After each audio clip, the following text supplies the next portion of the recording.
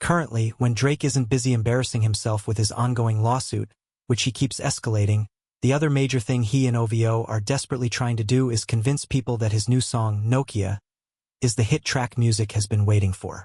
While Drake and his team are doing everything in their power to trick people into believing this song is a real organic smash, Kendrick Lamar's tracks continue to dominate the top charts. Meanwhile, Drake's camp tries to claim that Kendrick's success is artificially boosted, creating an illusion of dominance. Drake has been spreading confusion to make his own song look better while diminishing Kendrick's achievements.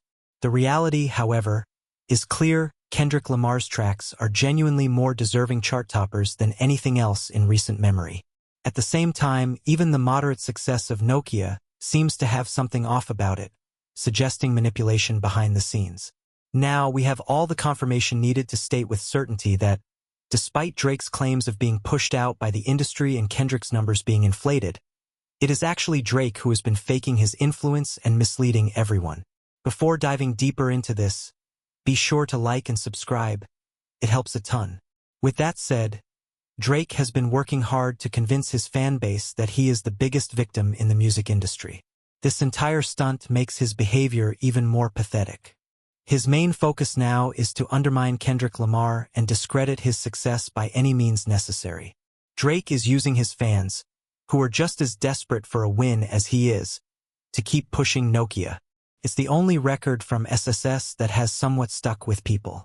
Despite Nokia being Drake's biggest move since the entire beef, it still cannot break past Kendrick Lamar's dominance. Songs like Not Like Us, Luther, and Squabble Up continue to reign supreme, depending on which chart we examine.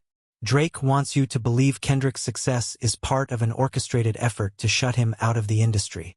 His most desperate fans keep repeating the same argument, claiming Kendrick's numbers come from fake plays and playlists because they simply cannot accept reality. At this point, the conversation and coping from Drake's side have become exhausting.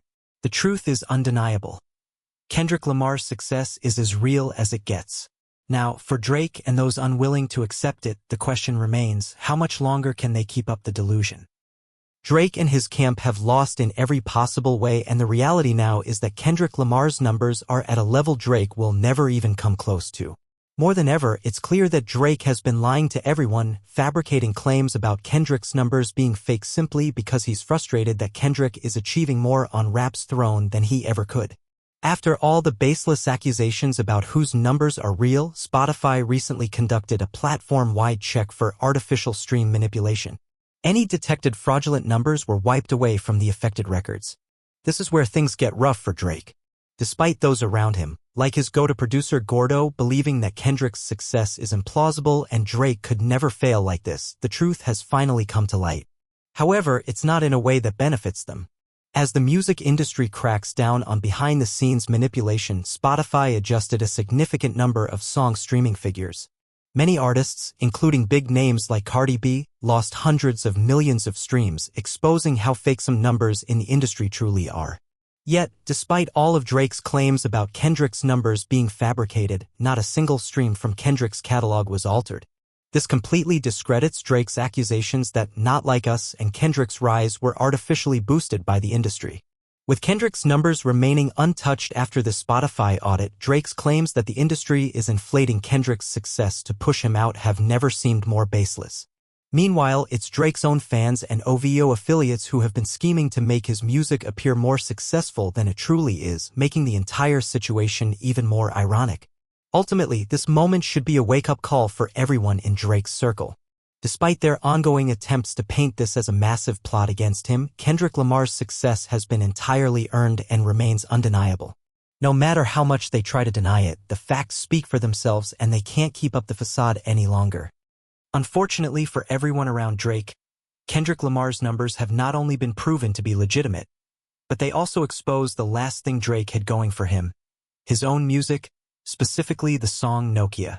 While Team Drake and OVO have been pushing the narrative that this song's success is entirely organic and not manipulated, they have also been implying the opposite about Kendrick's tracks like Not Like Us and Luther.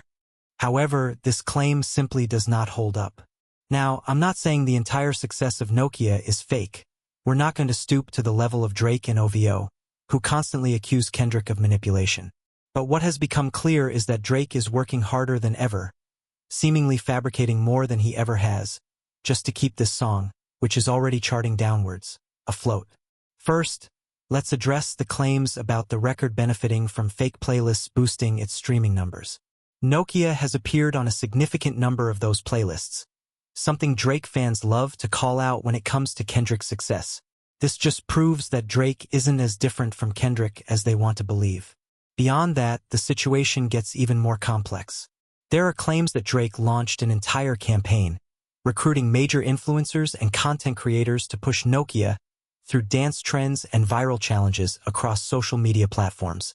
While there isn't concrete proof beyond user speculation, there's no denying that this strategy would align with Drake's past tactics.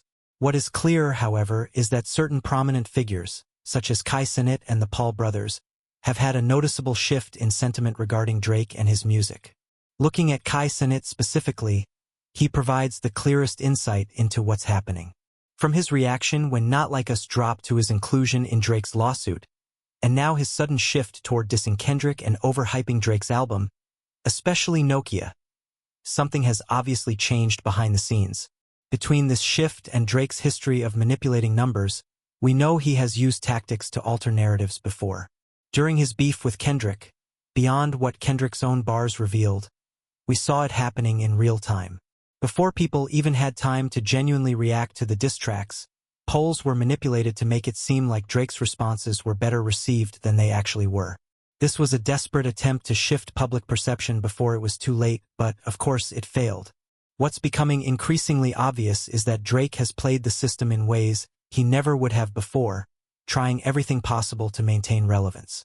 And yet, despite all of this, Drake's situation has only worsened, especially as he employs the same tactics he accuses Kendrick Lamar of using to gain success. When we look at the current music landscape, Kendrick is breaking record after record, while Drake's best-performing song in a while, Nokia, still doesn't come close to rivaling Kendrick's dominance. Kendrick's numbers are undeniably real, not just because of how hip-hop and music culture have shifted in response to his success, but now with concrete evidence proving that these numbers haven't been manipulated. Meanwhile, Drake has been pushing Nokia harder than any record in his career, using behind-the-scenes strategies to inflate its impact. In today's rap game, real music is standing the test of time while gimmicks continue to fade. Drake is desperately clinging to his past success through questionable methods, making it more obvious than ever that he is struggling behind the scenes. The reality is clear: Drake is no longer number one, and his attempts to discredit Kendrick are not only failing but exposing his own contradictions. He claims Kendrick's success is manufactured, yet he is using the same methods while still coming up short. The reason Kendrick Lamar is winning is simple: hip-hop has moved on from Drake. People no longer want what he's offering because we're in an era where the music itself and its cultural impact matter more than anything else. Drake's claims about Kendrick's success being artificial don't hold up when you consider how far this moment has transcended hip-hop. From Will Ferrell referencing the beef on Saturday Night Live's 50th anniversary special to Conan O'Brien joking about it at the Oscars, Kendrick's impact has extended far beyond just music. Unsurprisingly, Drake and his fans were unhappy about these jokes, but they only further prove just how monumental this moment has become.